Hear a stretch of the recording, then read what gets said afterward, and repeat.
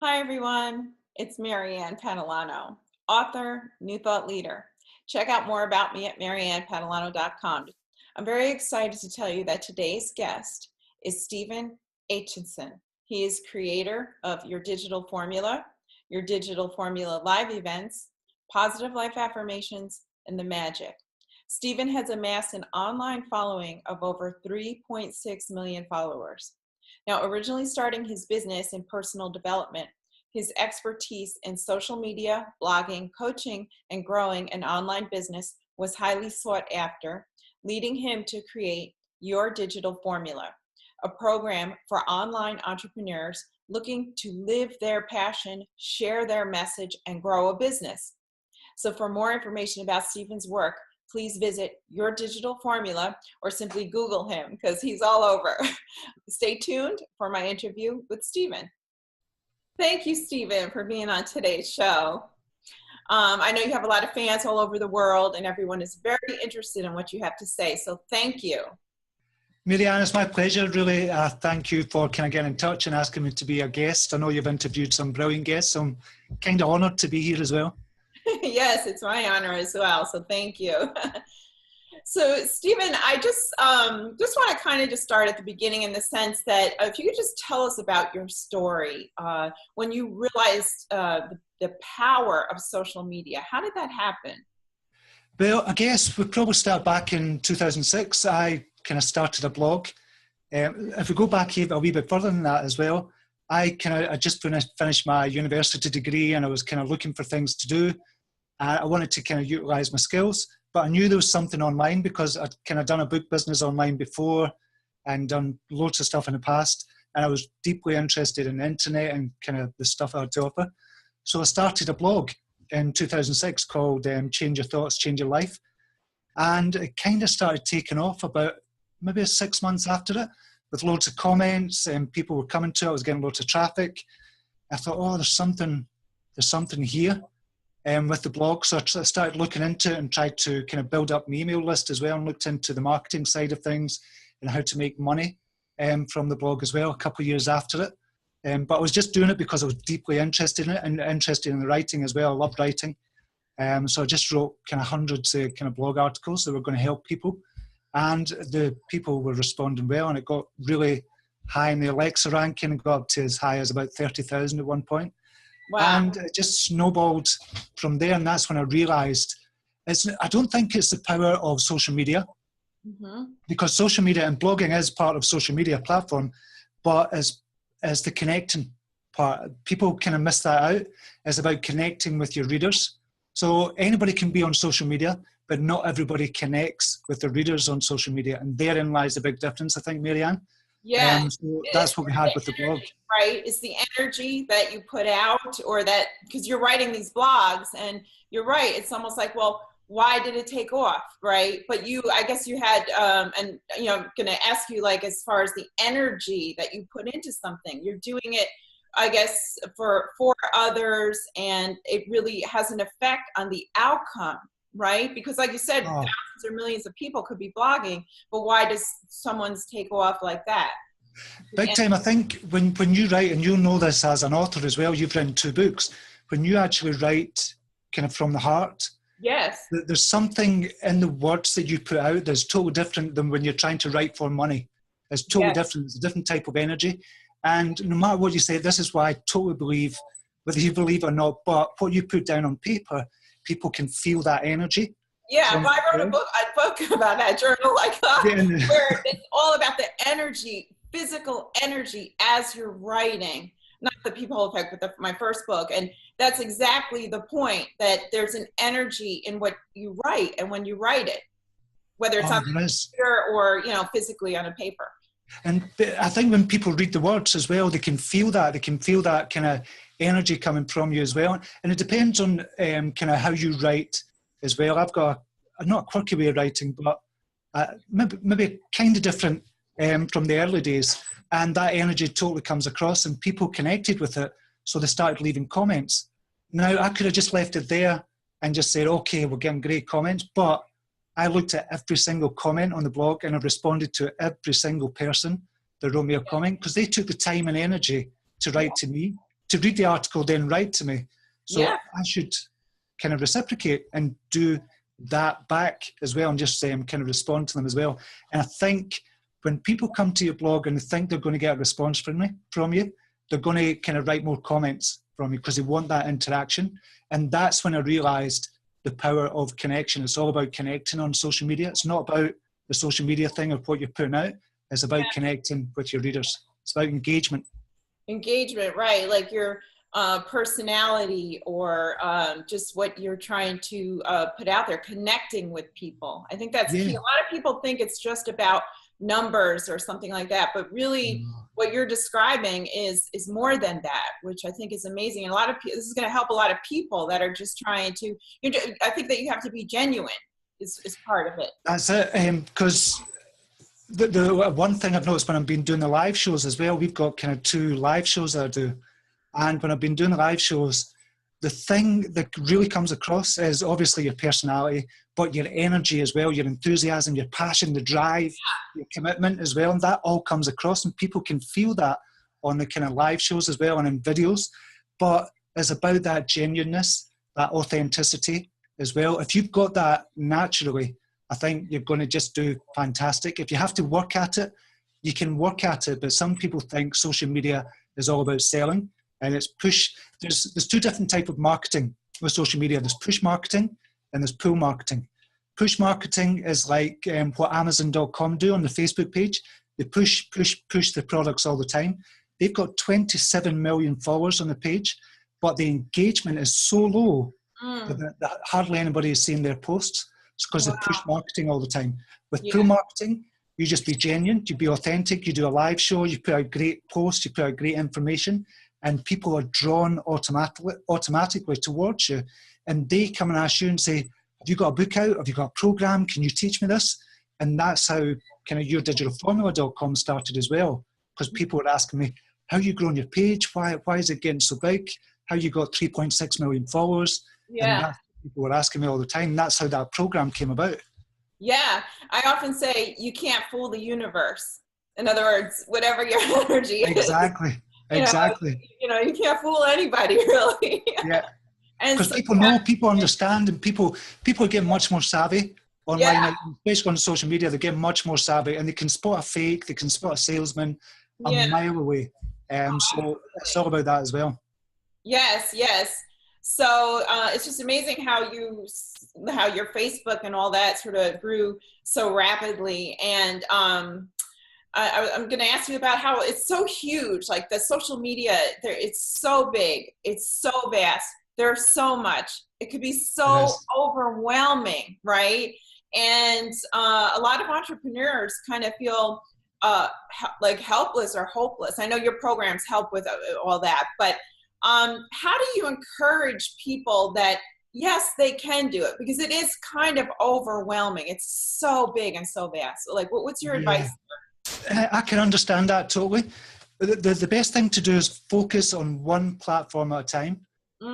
So a lot of people think, okay, I have to get on YouTube, I have to get on Instagram, Twitter, Snapchat, I have to do this, I have to get on Facebook, I have to do all of these. You don't focus on one at a time. And then what you do, the content that you put on Facebook, for example, repurpose that. Once you've got good at it, once your page has grown, repurpose the content, put it on YouTube, then put it on Instagram, then put it on Twitter at the same time, then put it on Snapchat, do the little videos. Repurpose all of your content, because all the content you put on Facebook is repurposable. You can do loads and loads of stuff with it, like this kind of video. You can put on YouTube, you could chop it up and put it on Instagram. You could write a blog post on it, you could make it into a blog post. So many things you can do with one piece of content. And that's where people are going wrong. They think they have to be everywhere and do different types of content for every platform. You don't. One piece of content for one platform and then repurpose it around all the other platforms as well. And just connect with people. We've got to remember on social media, especially with Facebook, if we're talking about Facebook, there's three people in the relationship. There's Facebook, there's the reader, and there's you. So you have to ask yourself, first and foremost, what does Facebook want? When you know what Facebook are pushing, when you know what they want, and they want people to stay on the platform for as long as possible, that's good. You know that. So how can you do that? You ask yourself the question, how do I keep people on my page as long as possible? That's helping Facebook. And then you ask, okay, what does the reader want? The reader wants to be entertained, educated, or enlightened, the 3 E's. So if you ask that question as well, with all the content you're putting out, you ask yourself, does this entertain? Does it educate? Does it enlighten? And if you can say yes to one or all 3 of them, then you've got a winner. And then you say, okay, what do I want from Facebook? Is it money? Is it connection? What is it that you exactly want? People don't know what they want sometimes. So once you've got all these 3 people in the relationship sorted out, then you're golden, and you just keep working the same and keep on figuring out what your reader and Facebook wants as well. Wow, that's great advice. Because like I said, a lot of people do get overwhelmed, and it kind of just makes it just more manageable. Just makes it more manageable, I think. Absolutely. And I was going to ask you also about like the fast pace, like things just move so fast on social media. What are your thoughts about that, or how we can just kind of, just make our mark still in just such a fast growing thing? Yeah, because Facebook, you're talking about the Facebook algorithms is changing all the time, and they're adding new things. In general, really, it's just it is changing so fast all the time. It is. Yeah. So I think the best thing to do is keep up with. There's kind of websites out there like Social Media kind of Examiner, for example. They keep up to date with the information that's coming out on all the kind of social media platforms. Socialmediatoday.com as well. Keep up to date, and just pick 3 sites like Mary Smith has got some brilliant information as well on her website and on her Facebook page. She does amazingly well in keeping everybody up to date. So focus on about 3 websites and just kind of look at them every day, just 2 minutes every day just to see what's happening. And then you adjust accordingly as well. Because again, people think, oh, I have to check all these websites and all these Facebook. You don't. Just pick 3, narrow it right down. And these were the ones I would kind of recommend doing. Social Media Examiner, Social Media Today, and marysmith.com as well. She's got some brilliant information. Oh, wow. Yeah. Okay. I'm going to write that down later. That's so great. Which kind of brings to mind the idea of schedule too. Is there like, should people be scheduling their time? Like you said, like in the morning, do maybe a little bit of research and then do their, like, what is that like too, to help people manage the time? Yeah. If you're an entrepreneur, you know what it's like yourself. If you're a writer, an entrepreneur, whatever you're doing, social media, a lot of people think, oh, I've got to spend hours a day on it. Again, it's about scheduling your time. I spend kind of all day on Facebook because that's where the business is. So I'm okay with that. But I'm doing lots of different things at the same time. So if you're just starting out, or you're just kind of looking at kind of growing your page, then take an hour in the morning, take an hour maybe in the afternoon, and maybe half an hour at night, and start scheduling your posts in the morning, start responding to kind of comments as well. It's about that interaction. And then in the afternoon, you could start kind of forward planning and doing posts for the next week or the next 2 weeks or whatever, and just really focus on what you need to do rather than wasting your time on Facebook, because you can get caught up kind of reading your newsfeed. Don't do that. Make it purposeful and know what you're going to be doing for the day ahead. And I think that's a really good thing to do. Just a couple of hours a day on social media. This time, a couple hours a day, because people could get in, and I think it's important to schedule, make sure you have schedule yourself a lunchtime or a break time or whatever. Like, you've got to make a break, right? Oh, definitely. You'll know again, you're not just be doing Facebook, obviously. Yeah. But when you're working throughout the day, you know what it's like. Sometimes you look at the clock and go, shit, it's 4 o'clock. I've forgotten to have my lunch or something like that. Yeah. You really need to do that. But I'm the world's worst for that. Today I didn't have anything to eat until 4 o'clock, and I was up at 5 o'clock, because it just goes by that quick, and you just kind of get into it, and you're just going hell for leather, and you look up the clock and you shit, never had anything to eat. So you have to do that, but I don't take my own advice, unfortunately. Yeah. Right, the time just goes. So it does. I love what I'm doing, and when you love what you're doing, time just... Yeah. It does. I get it. So also, because I write a lot about, perception and energy in the universe and all this stuff, what is it for folks that they want to be successful? Like your advice on how they can perceive themselves as successful. What do you have any ideas on that or any thoughts on that? The perception, and I'm big on the marrying kind of spirituality with business as well, because it goes hand in hand. Because I'd say 70% of business is about personal development, and a lot of kind of the personal development side is your spirituality. We're not talking just religious, because I'm not religious, I'm very spiritual. So with that sense, you've got to, it's about beliefs. I think everything starts and ends with beliefs, and that incorporates your perceptions of yourself and of the people around about you as well. So if you can look at your limiting beliefs, and you can find out what your limiting beliefs are just by simply asking the question, okay, what are my goals for the end of the year for my business?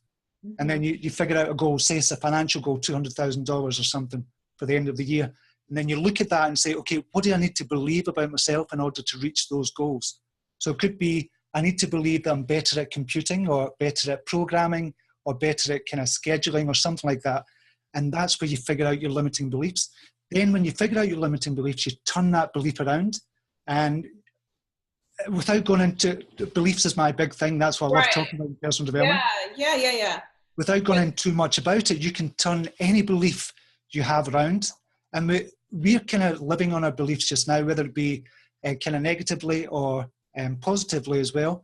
But we've got to figure out what the negative beliefs are and start turning them around and really start to truly believe in ourselves, because we've got evidence from the past that we are good enough to do to get to where we want to go in our business, in our personal life as well, in our careers and our relationships as well.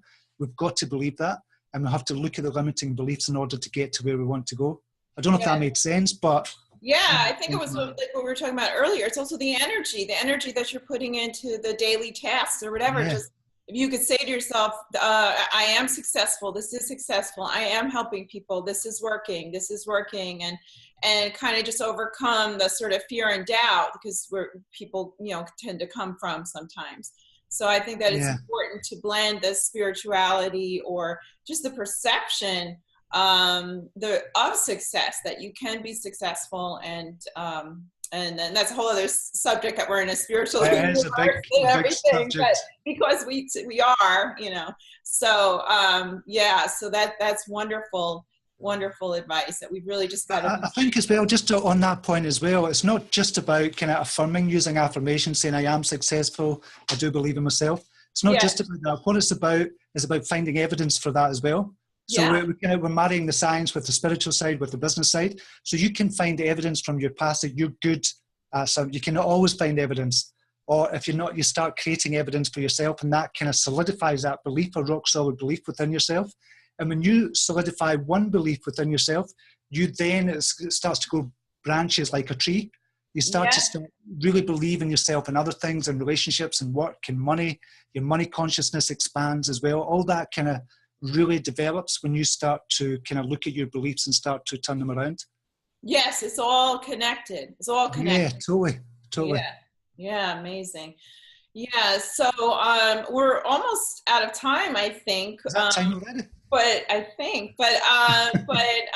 just want to give you the opportunity also to just tell people how they can reach you. I know you're all over the place, and you're easy to find, but and some of like your latest projects. I know you're going to be in Arizona, I think, soon in the state. Yeah, we've got the yourdigitalformula.com event in Arizona on October the 17th.